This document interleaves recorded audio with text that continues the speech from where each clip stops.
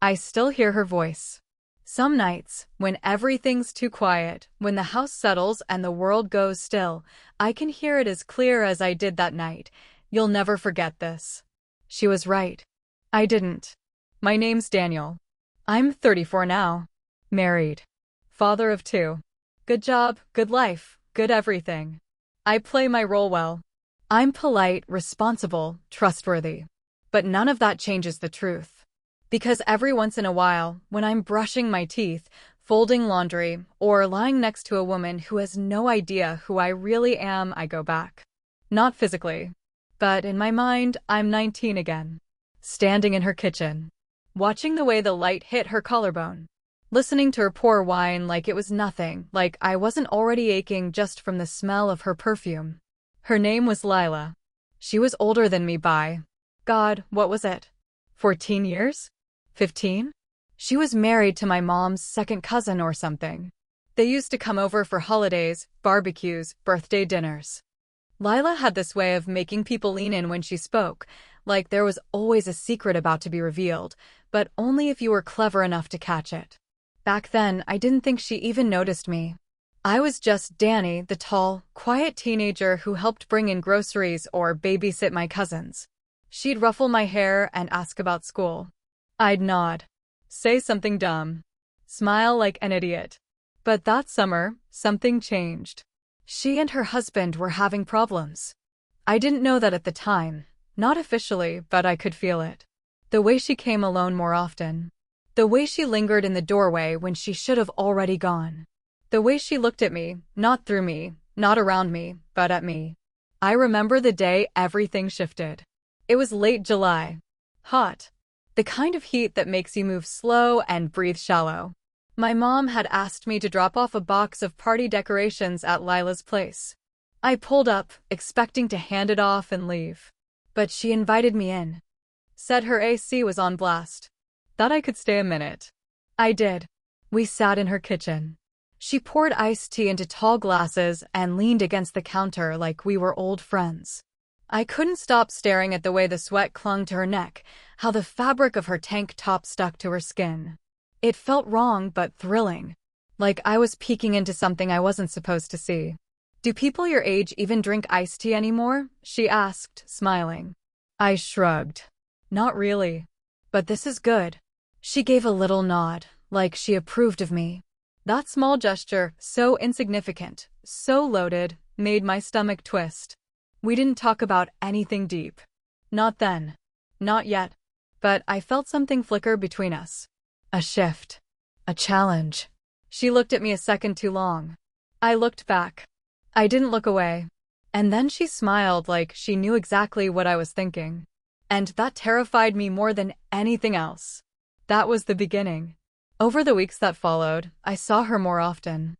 My mom would ask me to help Lila move a few things or check on her since she's been alone. I said yes every time. I wasn't dumb. I knew I was walking into fire. But I didn't care. Because part of me wanted to burn. The night it finally happened is still a blur. But the sound of her voice, low, steady, almost sad, is sharp in my memory like a blade. You'll never forget this. She said it just before she kissed me. Just before she undressed me with fingers that knew exactly what they were doing. Just before I stopped being a boy. She was right. I never forgot. And I don't think I ever will. Before that summer, Lila was just someone who passed through our lives in perfectly folded dresses and carefully chosen smiles. She'd been married into the family for years, and my mom liked her mostly because she knew how to host a dinner party without making it feel like a chore. Elegant, calm, always in control. She never raised her voice, never showed up without a bottle of wine or a well-timed compliment. You could tell she knew how to make people feel special. Not fake, just intentional. Like she saw the parts of you that other people didn't. For a long time, I was just background noise to her. The quiet teenager with shaggy hair and headphones permanently around his neck. I never expected her to remember my name, let alone look at me the way she eventually did. But I think it started after that party. It was my mom's 50th birthday. The whole family was there, too many people crammed into the backyard, plastic cups in everyone's hands, old music playing from a Bluetooth speaker no one could figure out how to adjust. I was sitting on the back steps, halfway through a warm beer someone handed me, when Lila sat down beside me. No warning. No small talk. Just her, in a pale blue sundress that clung to her in ways I still dream about, holding a glass of something that wasn't wine. "You always hide out at these things?" she asked. I remember the way she said it, soft, like she wasn't trying to tease me. Just trying to see me. I shrugged. "They're loud. People ask too many questions." She laughed a little. "God, I know. And half the time you don't even care about the answers." We sat there in silence for a while. Her leg brushed against mine. Maybe it was accidental. Maybe it wasn't. But I didn't move. From that point on, it felt like she was always finding little ways to be near me. Asking me to help her carry things to her car. Waving me over at family dinners. Making conversation that felt too personal, too focused. Like she was searching for something behind my eyes and didn't mind that I didn't know how to hide it. One day, she came over without her husband. Said she needed help moving boxes from the garage. I knew it was an excuse. She knew I knew. But neither of us said it out loud. We worked together in silence. Dusty boxes, old holiday decorations, faded wrapping paper. But it wasn't about the work. It was about the way she moved around me. Close. Intentional. Like she was measuring my reactions with every step. "You ever think about what you want to be?" she asked suddenly, holding a snow globe. I blinked. "Like, career-wise?" She shrugged. "In general. When you're older. What kind of man you want to be?" It hit me hard, the way she said it. Like she was really asking. Like she expected me to have something to prove. I didn't know what to say, so I told the truth. "I don't know yet. I think I'm still figuring that out." She smiled, but there was something sad behind it. "Good. Don't decide too early. The world will try to make you. Especially if you're a man." That was the first time I realized she saw me as more than just a kid. That maybe she saw something in me even I hadn't figured out yet. After that day, I started noticing everything. The way she'd touch my arm when she laughed. The way her eyes lingered on me a second longer than they should have. The lipstick stains on her coffee mug. The smell of her perfume, warm, musky, and impossible to forget. There were moments, quiet, suspended moments, where I thought, if I leaned in right now, what would happen? But I never did. Not then. I didn't have to. Because eventually, she did. It was a Thursday night. Late August. The kind of heat that sits heavy in your lungs even after the sun's gone down. I remember it because the air was thick with something that wasn't just weather. I hadn't planned to see her that night. Lila had texted my mom earlier saying she'd picked up a couple things from the antique store she thought she'd like, asked if she could drop them off. My mom said sure, but she was headed to dinner with friends and asked me to stay and let her in. I said okay. I didn't ask why she didn't just come the next day. I already knew. She showed up around 8:30. Dressed in black linen pants and a white tank top with thin straps. No bra. Her skin glowed in the dim porch light. I opened the door and for a second, we both just stood there. Her eyes swept over me slowly. "Hey," she said, like she was trying not to smile. "Hey," I replied, stepping back to let her in. She walked past me with that same smooth, unhurried grace that always made my chest tighten. She smelled like sandalwood and warm rain. I hated how my body responded to it. We sat in the living room. She handed me a small box, laughing softly. "Don't get too excited. It's mostly old candle holders and junk your mom will pretend to love." I smiled, but my pulse was racing. The space between us on the couch felt too loud. Every time she crossed her legs or tucked her hair behind her ear, it sent a signal I didn't know how to read, or maybe I did, and I just didn't want to admit it.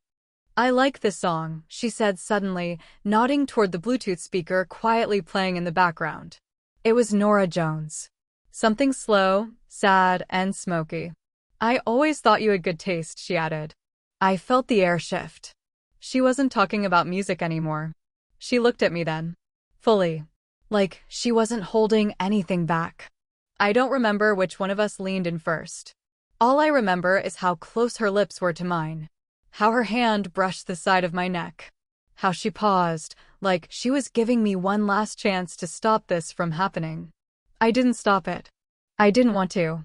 She kissed me slow and sure, like she'd already imagined this 100 times.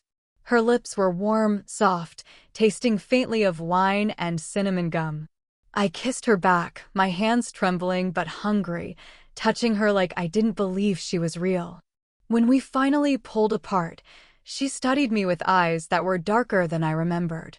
"You okay?" she asked, almost like she was worried. I nodded, breathless. "Yeah, I've never done this before." She blinked. "You've never?" "With someone like you," I clarified quickly. "Someone who knows what she wants." That made her smile. Not smug, sad. Like I'd said something truer than she wanted to admit. Then she leaned in close. Her lips brushed my ear. And that's when she said it, "You'll never forget this." Those 4 words dropped into my chest like a stone in still water. The ripple of them still hasn't stopped. After that, everything moved in a blur. Clothes sliding off like they didn't belong. Her fingers on my skin, teaching me things no one else ever would. My body reacting like it had always been waiting for hers. She took her time. Let me get lost in her. She was patient, but purposeful. Soft, but sure. She didn't make me feel like a boy. She made me feel like something else entirely. When it was over, we lay there in the silence of a room that suddenly felt foreign. Her hand traced lazy circles on my chest. I wanted to say something. Anything. But what do you say to someone who's just changed everything? She didn't say much either. Eventually, she stood, gathered her clothes, and dressed slowly. Almost ritualistically. Then she kissed my forehead like it was goodbye. And left. No promises. No lies. Just a whisper. And the echo it left behind. The next morning felt like waking up after a dream I wasn't sure I was supposed to have. Sunlight poured through the curtains like nothing had changed. The house was quiet, normal, still. I lay in bed with the sheets tangled around my legs, my shirt still on the floor where she had left it. The echo of her touch still lingered in my skin like heat after a flame goes out. I didn't know what to do. I didn't know who to be. There was no text. No call. No sign that she had even been here, except for the dull ache in my chest and the image of her slipping her straps back onto her shoulders, silently pulling herself out of my world. I kept telling myself it was just a moment. That maybe she regretted it. That maybe she would act like it never happened and expect me to do the same. But the thought of pretending, of swallowing this thing like it didn't break me wide open, made my stomach twist. I tried to distract myself. I went for a long drive. Ate breakfast I couldn't taste. Sat on the back porch until the sun was high and unforgiving. But no matter what I did, the silence felt heavier than it should have. Like I was waiting for something that wasn't coming. Later that afternoon, I got a text from my mom. "Lila says thanks for helping her yesterday." "She's so sweet, isn't she?" I stared at the message. My fingers hovered over the screen. "Yeah, she is." That's all I sent back. But my head was full of other words I didn't dare write. By the next family dinner, I was a mess. My palms were sweating. My shirt collar felt too tight. I kept looking at the door, half hoping she wouldn't show, half dreading that she would. And she did. Late, as always. Floating in like nothing had happened. Wearing a navy dress that hugged her in all the ways I couldn't stop remembering. She smiled. Hugged people. Laughed. Made conversation. When she got to me, her hand touched my arm, light, brief, familiar. "Hey, Danny," she said, like she hadn't moaned my name the week before. I nodded. "Hey." That was it. No look. No secret signal. Just a polite, empty greeting in front of people who had no idea that my world had tilted off its axis. The worst part was watching her sit at the table across from me like she belonged to the room, and not to the moment we'd shared. She didn't look at me again that night. And yet, I watched her every move. The way her lips touched her wine glass. The way she laughed at a story she wasn't even listening to. The way she wiped her mouth slowly with her napkin, her fingers graceful and unbothered. I was unraveling, and she was fine. That night, I went home and locked myself in the bathroom. I stared at myself in the mirror for a long time, looking for something in my own reflection, guilt, pride, shame, something to tell me who I was now. But all I saw was a boy pretending to be a man. The days that followed were worse. She didn't reach out. Not once. Every buzz of my phone made my heart jump. Every knock on the door made my pulse race. But it was never her.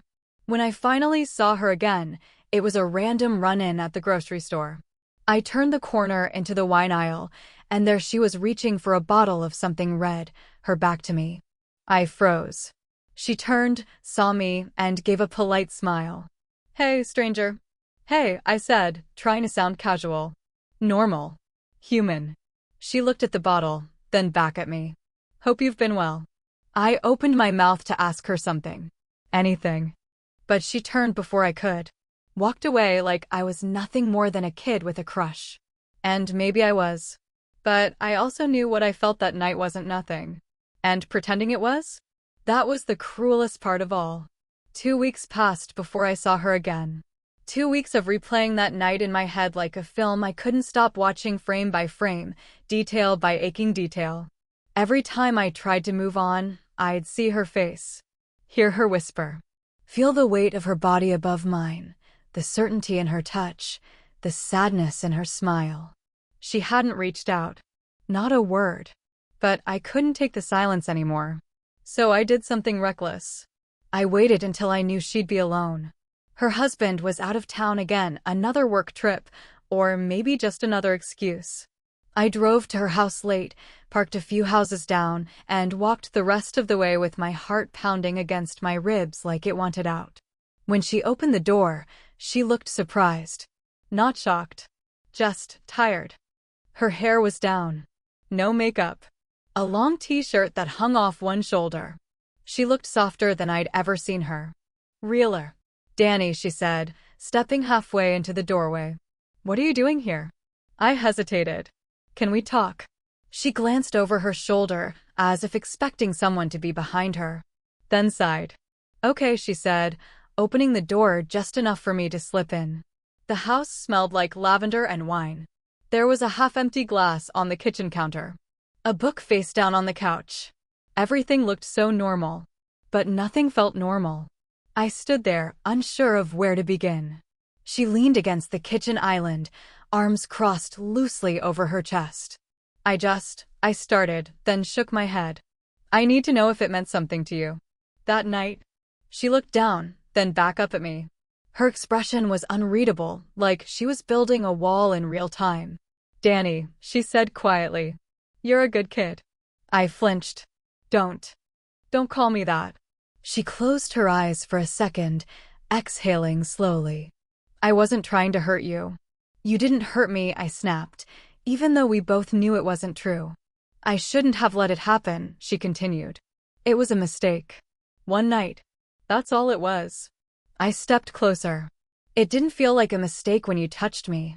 Her eyes flashed. "Don't." "Why? Because you don't want to remember it? Because it's easier if I pretend it meant nothing too." She didn't answer. She just looked away, biting the inside of her cheek like she was trying to keep her words inside. I was shaking. Angry. Hurt. Desperate. "Why did you say it?" I asked, my voice cracking. "That night you said, 'You'll never forget this.' Why did you say it if it meant nothing to you?" She finally looked at me again, and something shifted in her eyes. A softness. A crack. "I said it," she whispered, "because I knew you wouldn't." Silence stretched between us like a thin wire ready to snap. "I never meant to take anything from you," she said. "You didn't take anything," I said. "You gave me something I'll never be able to explain." She blinked, and for a second, I thought she might cry. But she didn't. Lila never cried. She held her emotions like a secret, tightly folded and pressed against her ribs where no one could touch them. "You should go," she said finally. I didn't move. She stepped toward me then, closing the distance. She reached up and touched my face, not like a lover, not like she had that night, but like someone saying goodbye. "I hope you find someone who can love you out loud," she said. Then she opened the door. And I walked out. Not because I wanted to. Because I had to. And as I stepped into the night, I realized something. She could lie to herself. She could lie to me. But what happened between us? That wasn't a mistake. It was a wound. And it would never really heal. I tried. God, I really tried to move on. I went back to school, focused on classes. I threw myself into work, into friendships, into the routine of being young and trying to make something of myself. I dated. I smiled when I was supposed to. I laughed at things that weren't funny. I told people I was doing great. But inside, she was still there. Not in some dramatic, romantic way. It wasn't poetry. It was rot. Slow. Silent. Undeniable. It's one thing to remember someone. It's another to realize they've changed the wiring in your body. I started seeing a girl named Leah my sophomore year. She was sweet, beautiful in that soft, sunlit way. Brown eyes, quiet voice, kind heart. She deserved someone who could give her more than I could. I tried to fall for her. I told myself I was ready. We went on dates, made love, shared secrets. I held her hand in public, whispered things in the dark, showed up when I said I would. But every time she touched me, really touched me, I flinched. Not visibly, but inside, where it counted. Because her hands weren't Lila's. Her breath wasn't the same. Her voice didn't carry the same weight. Her eyes didn't see through me. It wasn't her fault. I just couldn't unremember. One night, Leah leaned over after we'd made love and whispered, "I think I'm falling in love with you." I stared at the ceiling, my chest tightening. "You don't have to say anything," she added quickly, her voice hopeful but afraid. And I didn't. Because the truth was cruel. I didn't know what love was anymore. Lila had ruined that word for me. Twisted it. Burned it into something sharp and fragile. Love, for me, became associated with absence. With silences that hummed, with things left unsaid. With moments stolen, not earned. With goodbye. I didn't tell Leah that. I just kissed her shoulder and closed my eyes, trying to pretend I was still capable of being whole. That relationship didn't last. None of them did. Every woman I met after Lila felt like a reminder that I wasn't the same. I was present, but never fully there. I showed up physically, smiled when I was supposed to, said the right things. But the part of me that should have been vulnerable, open, alive, it was somewhere else. With someone else. It took me years to admit that out loud. Even longer to stop blaming myself. People talk about first love like it's this beautiful, innocent thing. But mine wasn't. Mine was fire in a closed room. It left smoke in my lungs and ash in my mouth. Lila gave me something irreversible. She gave me desire wrapped in silence. Tenderness wrapped in guilt. She gave me a night I never asked for and a lifetime I couldn't walk back. Eventually, I got married. She's a good woman. Strong, kind, reliable. We have a life together that looks right on paper. But sometimes, when she's talking, I find myself watching her mouth move and wondering what Lila would say in the same moment. I hate myself for that. Other times, I lie awake at night beside her and wonder if she can feel it, that I'm somewhere else. That part of me never came home. It's not fair. But love rarely is. People like to think you can forget the people who ruin you. You can't. Not when they whispered in your ear like it was a promise. Not when they undressed you in a room full of ghosts. Not when they made you feel more seen in one night than most people do in a lifetime. I tried to move on. But she taught me what it felt like to be wanted. Not safely. Not softly. But completely. And now, anything less than that feels hollow. I hadn't seen her in almost 10 years. By then, I had stopped expecting her to show up in my life. The memory of her still lived inside me, sure, quiet, undisturbed, like a closed room I didn't dare enter. But I'd built a life around it. A marriage. A career. Children. Responsibilities. Layers of normalcy thick enough to convince even myself that I'd moved on. But then she was just there. A gallery opening downtown. My wife had dragged me to it, said we needed a night out. I agreed, mostly out of obligation. I hadn't looked at the invitation too closely. I didn't even recognize the name of the featured artist. Until I saw her. She was standing across the room, a glass of wine in one hand, the other wrapped loosely around her waist like she was trying to keep something in. Her hair was shorter now, shoulder length and straighter, with silver threading through the dark strands. She wore all black. Elegant. Effortless. Just like I remembered. My breath caught. And for a second, I was 19 again. Standing in that kitchen. Her voice in my ear. Her skin under my hands. She turned her head, and our eyes met. It was instant. Like the space between us dissolved. Like the years hadn't happened at all. She didn't smile. Neither did I. I told my wife I needed a moment, that I was going to grab a drink. She nodded, already caught up in conversation with someone who clearly didn't know how temporary small talk was. I crossed the room slowly, unsure if I was moving toward her or toward the ghost of something I'd never let go of. When I reached her, she looked at me like she'd been expecting me the whole time. "Hi, Danny," she said. Her voice was softer, warmer, still layered with that velvet edge that had once undone me. "It's Daniel now," I said, without thinking. She nodded. "Of course it is." We stood there in silence for a moment, long enough for the air to thicken again. "You're the artist?" I asked, glancing at the name on the wall beside the piece. She smiled gently. "Guilty." I looked around. Her work was emotional. Stark. Abstract, but heavy. There were shapes that looked like people reaching. Figures dissolving. Love, or maybe grief, hanging in the spaces between brush strokes. "They're beautiful," I said, because they were. Because she was. Still. "Thank you," she said. And then, "You look good." I nodded, swallowing. "You too." Another pause. "Married?" she asked. I nodded again. "2 kids." She smiled with her eyes, not her mouth. "That's good. You deserve that." I wanted to ask her everything. Where she'd gone after that summer. If she ever thought about me. If it meant something. If it still did. But I didn't. Instead, I said, "Do you remember what you said to me that night?" She blinked slowly, like she didn't need to ask which night I meant. "I remember everything," she said. There was a weight to that. A confession without apology. A truth she didn't need to dress up. And then, just before I turned to leave, she added, "I wasn't lying." My chest tightened. I looked at her one last time.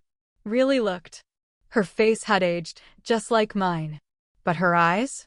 They were still the same. Still capable of making me feel like I was the only person in the world. Still haunted. Still carrying that night like it was stitched into her skin, just like it was into mine. I didn't say goodbye. She didn't either. We just drifted apart again, like 2 ghosts brushing shoulders in a place too full of light. That night, lying next to my sleeping wife, I stared at the ceiling and whispered her words out loud, like I needed to hear them again to believe they ever happened. "You'll never forget this." And I hadn't. And I knew without a doubt that she hadn't either.